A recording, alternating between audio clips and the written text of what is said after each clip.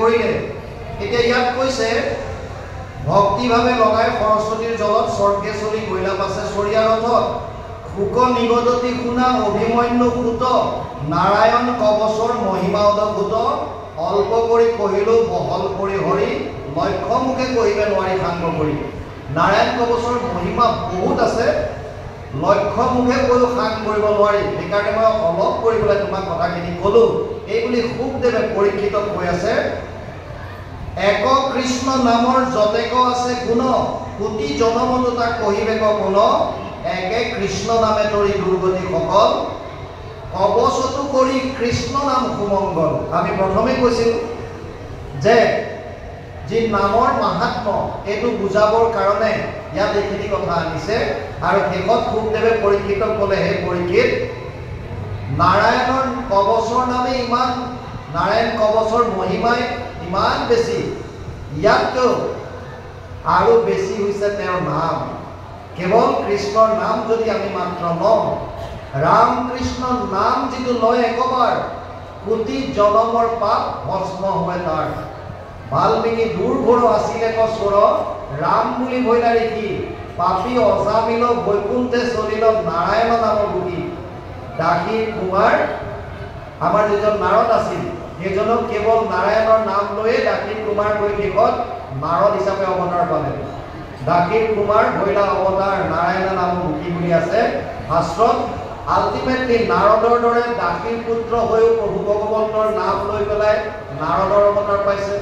বাল্মীকি যিজন ৰত্নাকৰ দস্যু আছিল, নাৰদৰ উপদেশত ৰাম নাম লৈয়ে তেওঁ গৈ পুনৰ বাল্মীকিৰ দৰে ঋষি হ'ল। অজামিলে মৃত্যুৰ প্ৰাক মুহূৰ্তত নাৰায়ণ নাম লৈয়ে পুনৰ জীৱন পালে আৰু শেষত প্ৰভু ভগৱন্তৰ নাম বহুদিন আকৌ লৈ পেলাই তেওঁ গতিপা লাভ কৰিলে। গতিকে ইয়াত কৈছে একে কৃষ্ণ নামে তৰি দুৰ্গতি সকল কবচতো কৰি কৃষ্ণ নাম সুমংগল। এই কথা যিটো জনে শুনে প্ৰেম ভাৱে কৃষ্ণত ভগতি কৰি যিটো জনে গাৱে সমস্তে জগতে তাক কৰে সৎকাৰ অপ্ৰয়াসে তৰে কিন্তু দুৰ্ঘোৰ সংসাৰ। এতিয়া কৃষ্ণৰ নাম যিজনে শ্ৰৱণ কৰে বা যিজনে কীৰ্তন কৰে এই দুইজনে পৰম গতি লাভ কৰে বুলি ইয়াত কৈছে। শেষত শুকদেৱে কৈছে যে হে পৰীক্ষিত, হেন জানি কৃষ্ণক ভজিও পুৰুৰাই কৃষ্ণ নাম সখা ভৈলে কাকো ভয় নাই।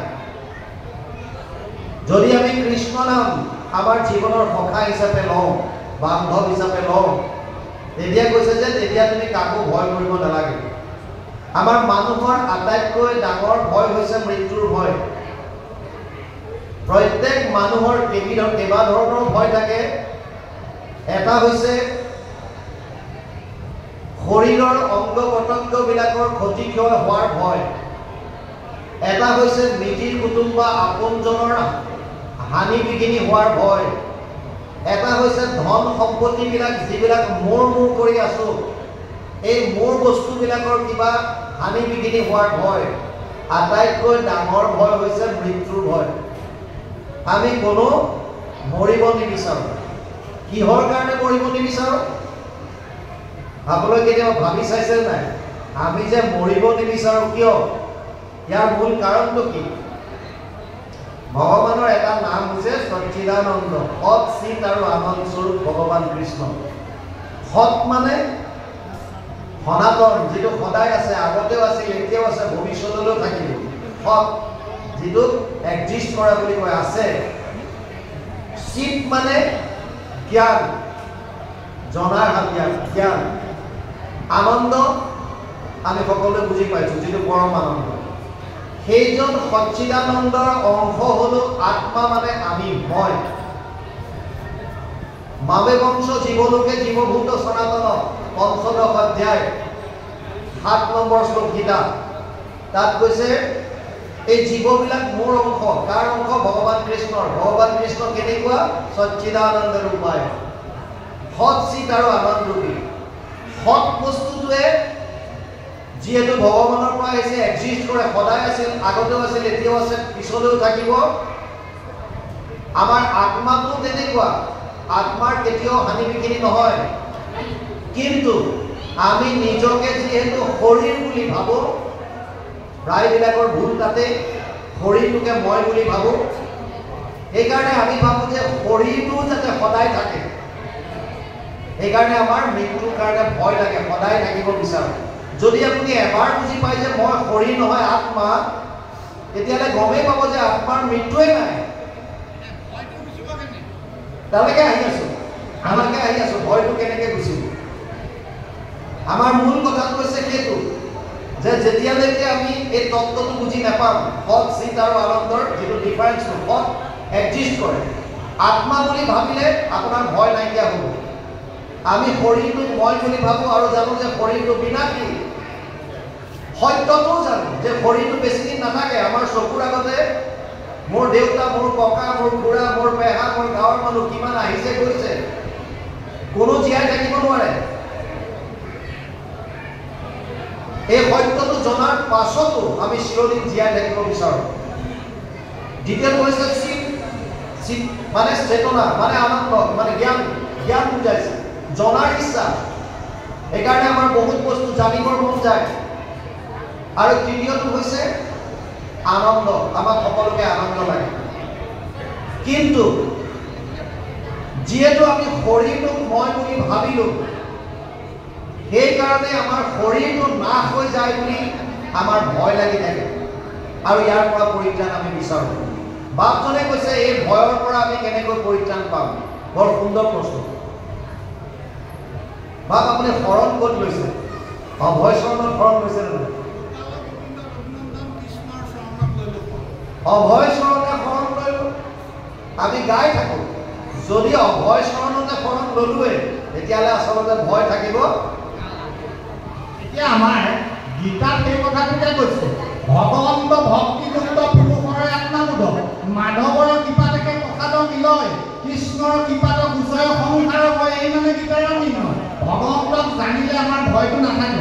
আৰু দ্বিতীয়তে আমাৰ গুৰুজনে কৈছে মৃত্যুৰ ভয়, সেই কথাটো আমি হয়। কিন্তু আমাৰ মাধৱ পুৰুষজনে ৪৮ নম্বৰ ঘোষা এফালে লিখিছে, তপ জপ জাগ যুগ তীৰ্থৱত দান, মৃত্যুৰ সময়ে কাহাকো মুখো নৰয়, মৰণ তাৰ জনক ইষ্ট কুটুম্বে বেৰিয়া, ৰাম নাম লব কয়, আগে ৰাম নাম কৰিলা হেলা, নোলাই মুখে ৰাম নাম মৃত্যুৰ বেলা। তুমি কোনোদিন ৰাম নামৰ যদি অপৰাধ নকৰা, কোনোদিন ভকতৰ সমলৈ নোযোৱা, তেতিয়া মৃত্যুৰ সময়ত কেনেকৈ ৰাম নাম মুখত আহিব?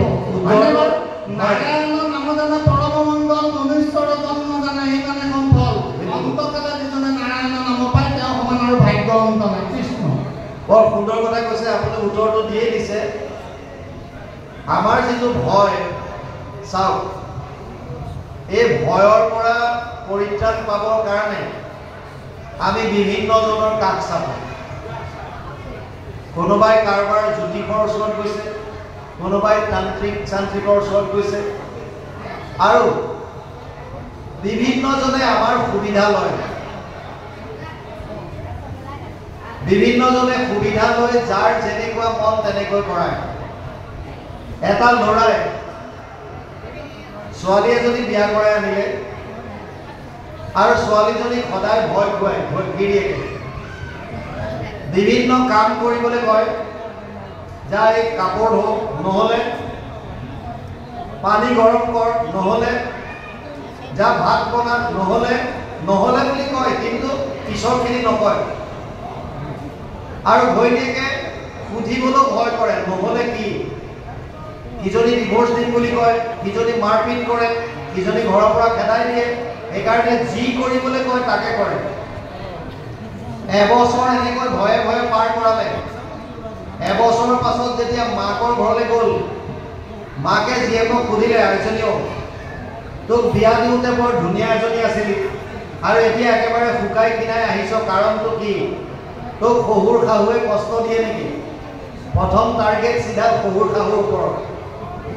ছোৱালীজনীয়ে ক'লে যে নহয় মা, মোৰ শহুৰ শাহু আটাইতকৈ ভাল, তহঁতৰ নিচিনা নিজৰ ছোৱালীৰ দৰে মৰম কৰে, গতিকে মই তেওঁলোকৰ পৰা একো কষ্ট পোৱা নাই। বোলে তেতিয়াহ'লে ক্ষীণাইছ কিয়?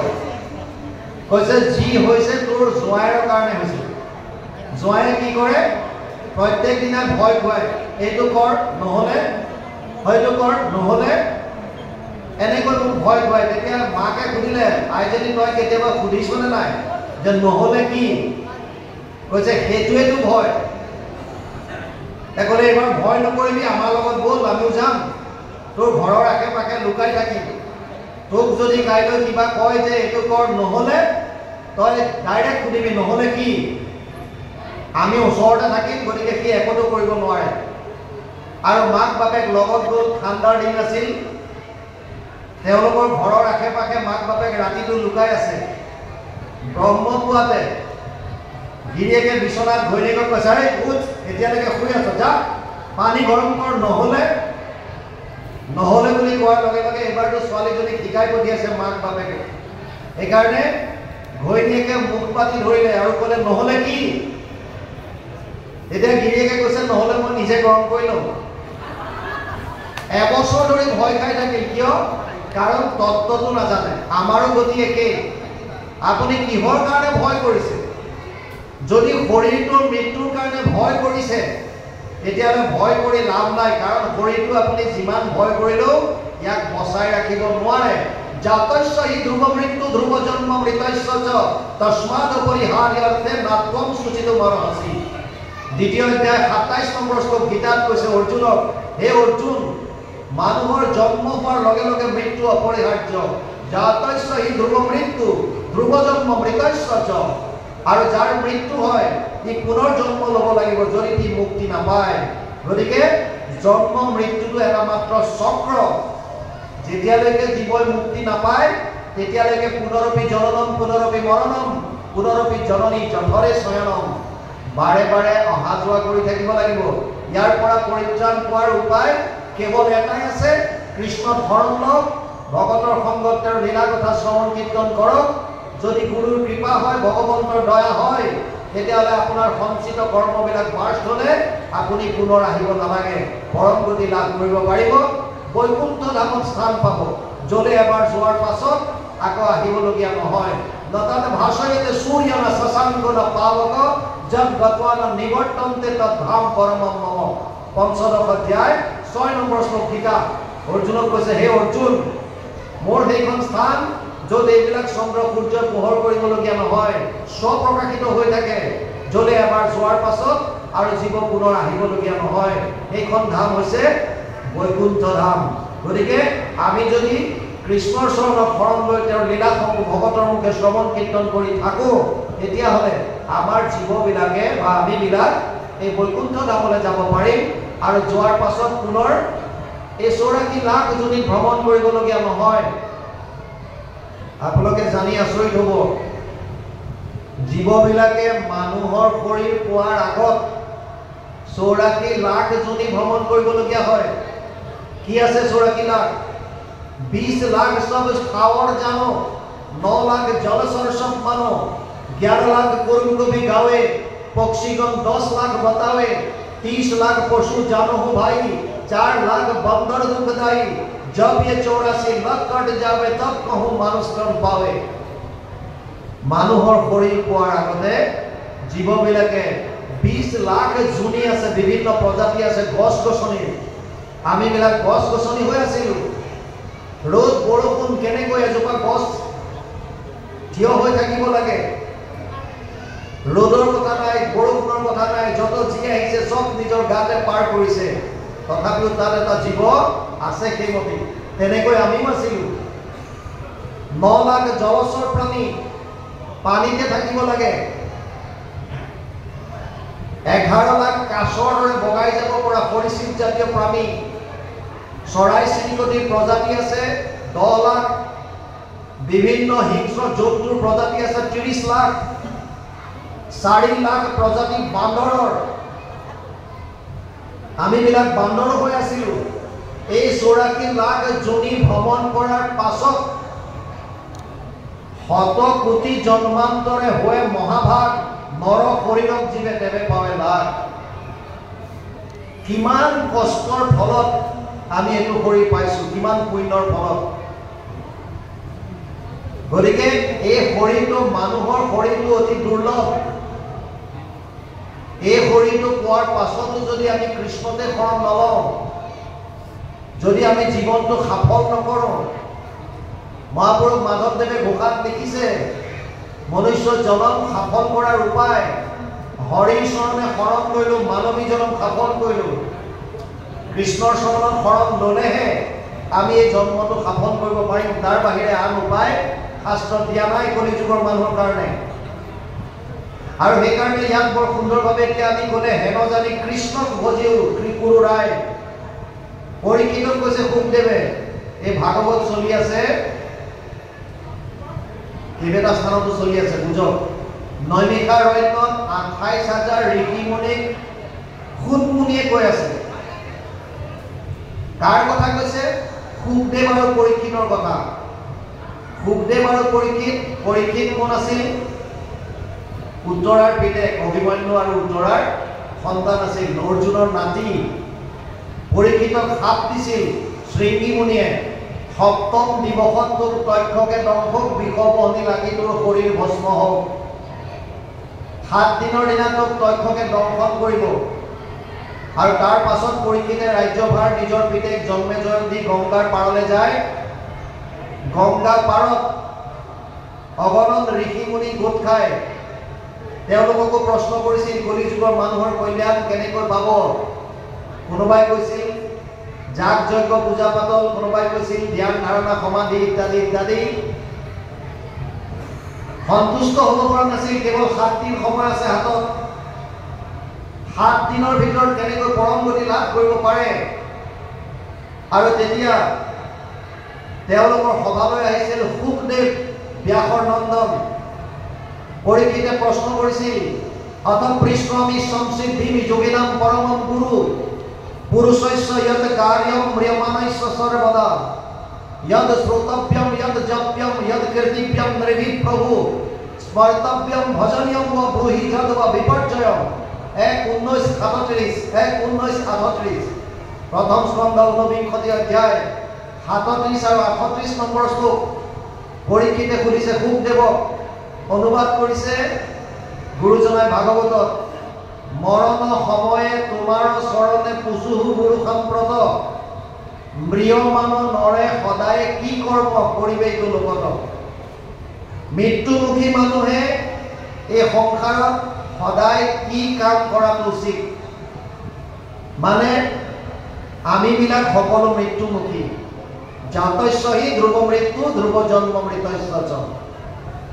জন্ম হোৱাৰ লগে লগে মৃত্যুটো নিশ্চিত আমাৰ। সেইকাৰণে আমিবিলাকে কি কৰ্ম কৰা উচিত? কাহাক শুনিবে, কাহাক জপিবে, কাহাক স্মৰিবে নৰে। ভজনৰ যোগ্য কোননো দেৱতা কহিও মত সত্তৰে। শ্ৰৱণ কীৰ্তন কৰিবাৰ যোগ্য নুহি যত যত কথা। তুমি হে পৰম গুৰু মুনিবৰ, আমাতো কৈশোৰ কথা। হে গুৰুদেৱ, তুমি মোক কোৱা যে মৃত্যুমুখী মানুহে কি কৰা উচিত? কাৰ কথা শ্ৰৱণ কৰিব, কাৰ কথা কীৰ্তন কৰিব, কাৰ নাম জপ কৰিব, কাৰ ভজন কৰিব। আৰু শ্ৰৱণ কীৰ্তন কৰিব নলগীয়া কি কি কথা আছে, এই গোটেইখিনি মোক কোৱা। তাৰ পাছত শুকদেৱে পৰীক্ষিতক ভাগৱত কয়। আৰু শুকদেৱে কৈ থাকোঁতে তৃতীয় কথা চলি আছে বিদুৰ আৰু মৈত্ৰেয়ৰ, ব্ৰহ্মা আৰু নাৰদৰ বিভিন্নবিলাক সংবাদ। এই কথাখিনি ইয়াত গোট খাইছে। এতিয়া ইয়াত কৈছে শুকদেৱে পৰীক্ষিতক কৈছে, হেন জানি কৃষ্ণক ভজিও গুৰু ৰায়। কৃষ্ণ নাম সখা কৰিলে কাকো ভয় নাই। কেৱল কৃষ্ণক যদি আমি সাৰথি হিচাপে ল'ব পাৰোঁ, তেতিয়াহ'লে আন একো ভয় কৰিবলগীয়া আমাৰ নাথাকে। ইয়ালৈকে কৈছে অকণমান পাঁচ যাওঁ কৃষ্ণ।